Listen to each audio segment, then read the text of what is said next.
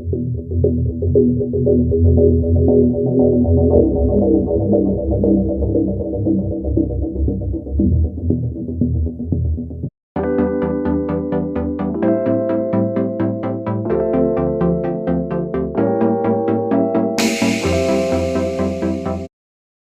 Guys, हर हर महादेव। आज हम देखेंगे सीआरटी क्या है, कैसे होता है, कौन कौन से इसके लक्षण है, किसे इसका डायग्नोसिस किया जाता है और कौन कौन सी इसकी फिजियोथेरेपी ट्रीटमेंट है, कौन कौन सी ऐसी एक्सरसाइज करनी चाहिए जिससे हमें सीआरटी में राहत मिल सके। तो अंत तक इस वीडियो में बने रहे। तो अब देखते हैं सीआरटी का कोई डायग्नोसिस नहीं है। सीआरटी एक साइन है, एक प्रॉब्लम है जो मल्टीपल कोज से होती है। हमारे बॉडी में सियाटिक नर्व होती है जो सबसे लंबी और थिक नर्व होती है। एक राइट साइड होती है और एक लेफ्ट साइड होती है, तो जिसका ओरिजिन L4, L5 और S1 से होता है। सियाटिक का नर्व हमें बैक से लेकर थाई, लेग और फुट में सप्लाई करती है। आप देख रहे हो पिक्चर में, जैसे लोअर बैक, थाई का पीछे का एरिया है, लेग का एरिया है, इन एरिया में सियाटिक नर्व सप्लाई करती है। अगर इस पथ में, इस रूट में कहीं भी सियाटिक नर्व में पिंच होगा, इसका फ्लो में ऑब्स्ट्रक्शन होगा, तो हमें सियाटिका का प्रॉब्लम देखने को मिलता है। ओके गाइस, तो अब देखते हैं सियाटिका में एक्चुअली होता क्या है। तो सियाटिका में पेशेंट को लोअर बैक, आप पीछे में देख रहे हो, लोअर बैक से लेकर थाई का जो पीछे का पार्ट है, लेग का पीछे का पार्ट है, वहाँ काफ मसल है, वहाँ पे पेन, झंझनाटी, जैसे बिजली दौड़ रही है, ऐसा नमनेस, टिंगलिंग जैसे सेंसेशन आते हैं, जिसे हम सियाटिका बोलते हैं। ओके गाइस, तो सियाटिका का प्रॉब्लम लेफ्ट साइड या राइट साइड हो सकता है। कई पेशेंट को एक दोनों साइड भी हो सकता है। ऐसे तो सियाटिका कोई डायग्नोसिस नहीं है, एक क्लिनिकल साइन है, एक प्रॉब्लम है जिसके कोजेस अलग अलग हो सकते हैं। तो हम देखते हैं वो सियाटिका कैसे होता है, कौन कौन से वो कारण है जिससे सियाटिका हो सकता है। तो मोस्ट कॉमनली सियाटिका होने का रीजन डिस्क बल्ज और डिस्क हर्निएशन बोलते हैं। वो मेन कोज है सियाटिका होने का। डिस्क बल्ज और हर्निएशन में होता क्या है कि आप पिक्चर में देख रहे हो, स्पाइनल कॉर्ड में दो वर्टिब्रा के बीच एक जेली जैसा स्ट्रक्चर आता है जिसे हम गादी बोलते हैं। इस गादी में एक इंटरऑटर डिस्क में सूजन आती है, इसका बल्जिंग होता है जिसे हम डिस्क बल्ज और हर्निएशन बोलते हैं। ये प्रॉब्लम कॉमनली बस ड्राइवर है, ट्रेन ड्राइवर है, कंडक्टर है, इन लोगों को ज़्यादा देखने को मिलता है, क्योंकि इसको लॉन्ग टाइम सीटिंग में कंटिन्यू बैठना पड़ता है लॉन्ग समय तक। तो इसलिए ये प्रॉब्लम कॉमनली ट्रेन ड्राइवर है, बस कंडक्टर है, बस ड्राइवर है, सेडेंटरी लाइफस्टाइल है जिसकी वाइट कलर जॉब है, जिनको कंप्यूटर के सामने 8 से 10 घंटा वर्क करना पड़ता है, इन लोगों को कॉमनली ये प्रॉब्लम देखने को मिलता है। तो दूसरा एक रीजन है स्पाइनल कॉर्ड में कहीं डिजेनरेटिव डिसीज होते हैं, इससे भी ये प्रॉब्लम हो सकता है। दूसरा एक रीजन है फैसेट जॉइंट आर्थ्रोपैथी। दूसरा एक रीजन हो सकता है ओबेसिटी के कारण लंबा लोअर टेक कर्व बढ़ता है और डिस्क में प्रेशर बढ़ता है, इसलिए डिस्क बल्जिंग और डिस्क हर्निएशन होने का संभावना बढ़ जाती है, जिससे सियाटिका की प्रॉब्लम हो सकती है। दूसरा एक रीजन है रोड ट्रैफिक एक्सीडेंट में स्पाइनल कॉर्ड में इंजरी होने से, नर्व पिंच या डिस्क में बल्जिंग होने से ये प्रॉब्लम हो सकती है। दूसरा एक रीजन है बैक की हमने कोई सर्जरी करवाई हो, सर्जरी के दरमियान कई कॉम्प्लिकेशन में सियाटिक नर्व पिंच होने से ये प्रॉब्लम हो सकती है। तो पोस्ट ऑपरेटिव कॉम्प्लिकेशन में कॉमनली ये प्रॉब्लम देखने को मिलती है। तो सियाटिका का दूसरा रीजन ये हो सकता है कि कोई स्पाइनल स्टेनोसिस हुआ हो, एक पैथोलॉजिकल कंडीशन है स्पाइन की, जिसमें नर्व है, सियाटिक नर्व है, वो पिंच होती है, इससे स्पाइनल स्टेनोसिस से सियाटिका का प्रॉब्लम हो सकता है। दूसरा है विटामिन डी डेफिशिएंसी की वजह से भी डिस्क में प्रेशर बढ़ता है और डिस्क में बल्जिंग और हर्निएशन होने से सियाटिका का प्रॉब्लम हो सकता है। तीसरा है स्पॉन्डाइलोलिस्थेसिस। आप पिक्चर में देख रहे हो, इस तरह से एक वर्टिब्रा दूसरे वर्टिब्रा के ऊपर फिसल जाते हैं, आगे की तरफ मूव हो जाते हैं। आप पिक्चर में देख रहे हो, इस तरह से वर्टिब्रा आगे की तरह आ जाती है, जिसे हम स्पॉन्डाइलोलिस्थेसिस बोलते हैं, जिससे सियाटिक नर्व पिंच होने से सियाटिका का प्रॉब्लम हो सकता है। ओके गाइस, तो एक दूसरा बैक रीजन हो सकता है जिससे सियाटिका का प्रॉब्लम हो सकता है, जिसमें आता है पायरिफॉर्मिस सिंड्रोम। तो इस सिंड्रोम में भी सियाटिक नर्व पिंच होती है, इससे भी सियाटिका हो सकता है। दूसरा है इंक्रीज लंबा लॉरोटिक कर्व। जब ओबेसिटी मोटापा होता है, इन पेशेंट में लंबा लॉरोटिक कर्व इंक्रीज हो जाता है, जिससे डिस्क बल्ज होने का चांसेस बढ़ जाता है और डिस्क हर्निएशन होता है। एक रीजन है जिससे सियाटिका हो सकता है। ओके गाइस, तो अब देखते हैं कि किसे इसका डायग्नोसिस किया जाता है, कैसे हमें पता चले कि इसको सियाटिका है। जिस सियाटिका में पेन है वो बैक से लेकर पीछे पैर में और लेग में झंझनाटी टिंगलिंग नमनेस महसूस होता है। तो देखते हैं अब उनकी कौन कौन सी स्पेशल टेस्ट आते हैं जिससे हमें मालूम हो सके कि इसको सियाटिका है। तो देखते हैं इसकी स्पेशल टेस्ट। जिस साइड पेन है वो इस पैर को इस तरह से अप ले जाना है और इस तरह से खींचना है।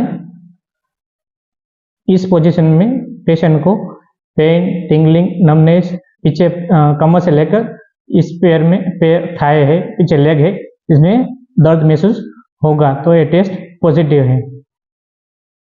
ओके, अब देखेंगे SLR स्ट्रेट लेग राइज का अगला वेरिएशन। जिस पेशेंट को दर्द ज़्यादा है, इसके लिए इस पेशेंट को लेफ्ट साइड प्रॉब्लम है, तो हमें राइट लेग को अप करना है। जिस पैर में पेन है, इस लेग में ये टेस्ट नहीं करनी है। नॉन अफेक्टेड साइड को लेग को इस तरह से उठाना है और जैसे ही पैर उठाएंगे तो अपोजिट का लेग है, इसमें प्रेशर आएगा, पेन बढ़ेगा और इससे हमें मालूम होगा कि इसको सियाटिका का टेस्ट पॉजिटिव है, दर्द महसूस होगा।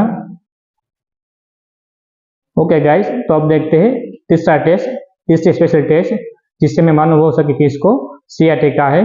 तो इस टेस्ट में क्या करना है कि दोनों हाथ को इस तरह से पीछे रख देना है और नेक और ट्रंक को फ्लेक्शन करना है और पैर को इस तरह से एक्सटेंशन करना है। तो देखते हैं प्रोसेस इसका।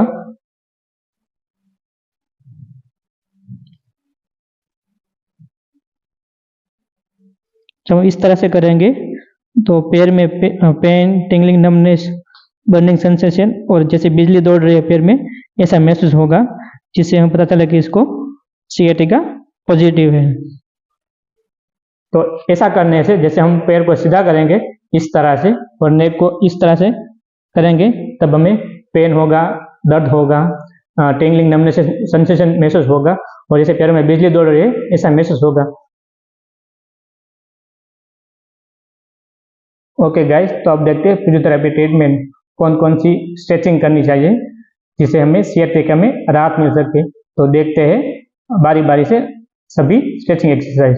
देखते हैं स्ट्रेचिंग एक्सरसाइज का डेमो। ओके गाइस, तो इस तरह से पहले सो जाना है।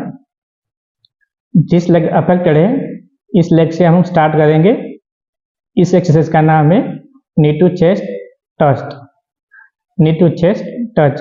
देखते हैं, इस तरह से ले लेना है और हाथ को इस तरह से पकड़ लेना है और जितना हो सके इतना चेस्ट की तरफ लाना है। आप 5 से 10 सेकंड होल्ड कर सकते हैं। ऐसा आप 5 से 7 बार करेंगे।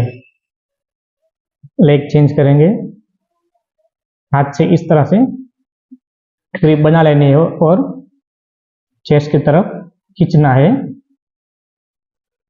5 से 10 सेकंड तक होल्ड करना है। एक एक्सरसाइज आपको 5 से लेकर 10 बार करनी है।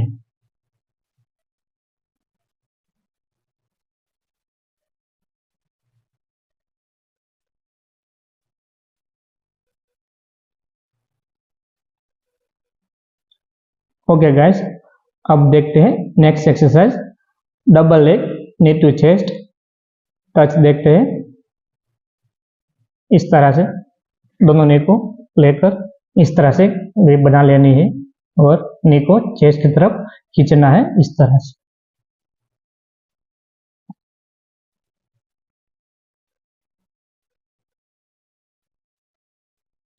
पाँच से 10 सेकंड तक होल्ड करेंगे।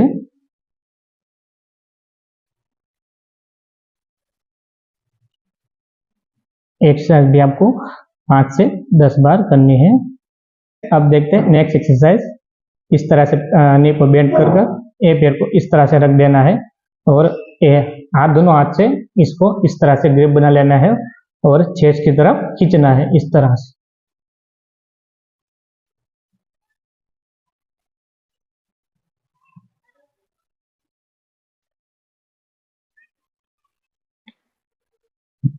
लेग चेंज करेंगे।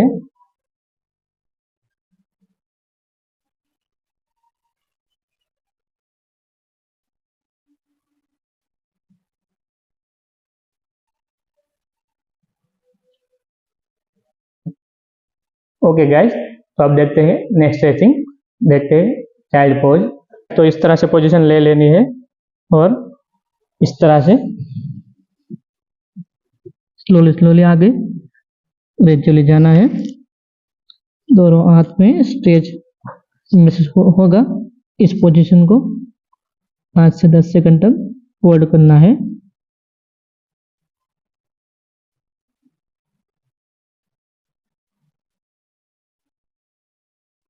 ओके गाइस, तो आप देखेंगे सुपरमैन। इस तरह से पोजीशन ले लेना है।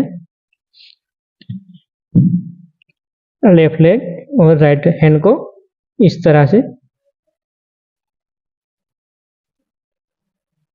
करना है। 5 से 10 सेकंड तक होल्ड करेंगे। ओके गाइस, अब देखते हैं नेक्स्ट स्ट्रेचिंग एक्सरसाइज। देखते हैं कोबरा एक्सरसाइज। देखते हैं कोबरा स्ट्रेच। इस तरह से पहले सो जाना है, फिर दोनों हाथ को इस तरह से लेकर इस तरह से अप ले जाना है। 5 से 10 सेकंड तक होल्ड करेंगे। ऐसा हम 5 से 7 बार कर सकते हैं। जिन पेशेंट को ज़्यादा दर्द है वो इतना ही करें। देखते हैं इसका अगला वेरिएशन। जिन पेशेंट को दर्द कम होता है वो पूरा इस तरह से कर सकते हैं। इस तरह से दोनों हाथ को रख देना है, फिर इस तरह से बॉडी को स्ट्रेच करना है। 5 से 10 सेकंड तक होल्ड करना है।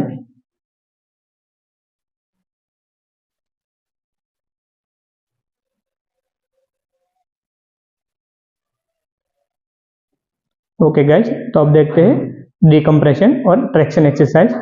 तो हमें इस तरह से खड़े हो जाना है। हम इस एक्सरसाइज में पिलो यूज कर सकते हैं। पिलो को यहाँ पे रख देना है और इस तरह से दोनों नी बेंड कर कर इस तरह से पोजीशन को होल्ड करना है।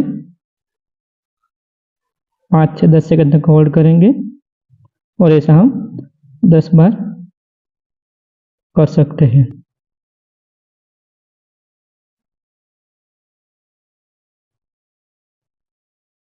ओके गाइस, अब देखते हैं नेक्स्ट स्ट्रेचिंग।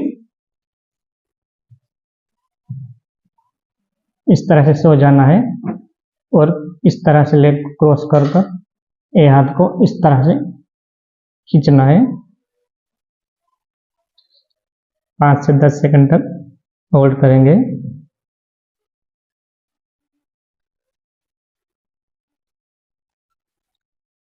ओके गाइस, अब देखते हैं next stretching exercise.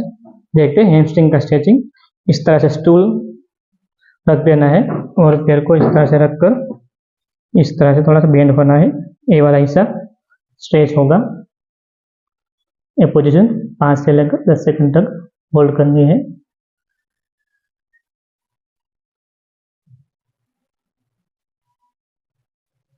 Leg change करेंगे।